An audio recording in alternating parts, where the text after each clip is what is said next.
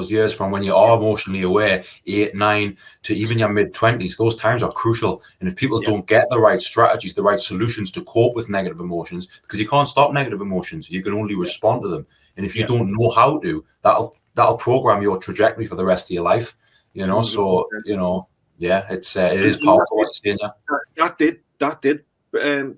That put me on my trajectory for the rest of my life. Yeah, I didn't know how to cope then, so I used food.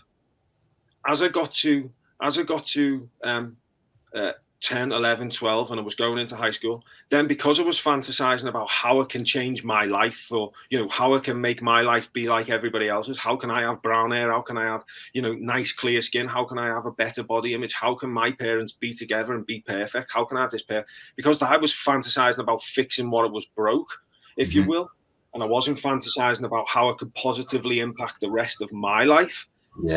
Then I had no plan. So when I went to high school, I had no plan for high school. When I left high school, I had no plan for leaving high school. When I left, when I got to 18, 19, I had no plan for my adult life. So I went on a journey of no plan. What happens when you've got no plan? Well, you and I know, as our good friend, you know, as Morty would say, is if you don't pick your challenges, your challenges will pick you.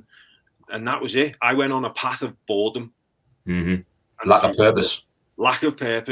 And that's a killer.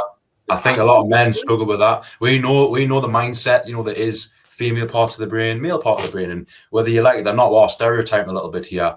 We can only speak from a man's point of view. Men need something to do. We need something to work towards. We need a purpose. We need something to create. We need something to get energy out of. And if we don't have that, we will create our own problems. I'm sure it's the case for women as well, but we can't obviously talk about it from a woman's point of view because we're not women. We never will be. But I guess they feel like that as well. But that's how I felt as well. And linking it to me, I think the first time I realized I was an emotional eater, 6 weeks holidays from school. Do you know when the Ashes was on? When we beat Australia, I think it was like 2006. Or was it 2005? It was like the main Ashes we'd never won in a while because I quite liked it back then. And I remember I got a little bit chubby over the 6 week holidays, and my dad was like, "What the fuck have you been doing?" Well, I didn't say that. It was at that age, but you know, you get the idea. And you know, I went hiding crisp packets underneath the settee because I'd sit there all day and just eat the house. And it was just more boredom. And I linked it in. I've got nothing to do. I'm eating. It was that I was bored and I was watching the cricket for 6 weeks and I got a little bit fast. That was the first time that I realized actually I quite like food. It's a bit of a problem. I literally thought those things, and I had to, you know, I think I got put on a diet. I think I did.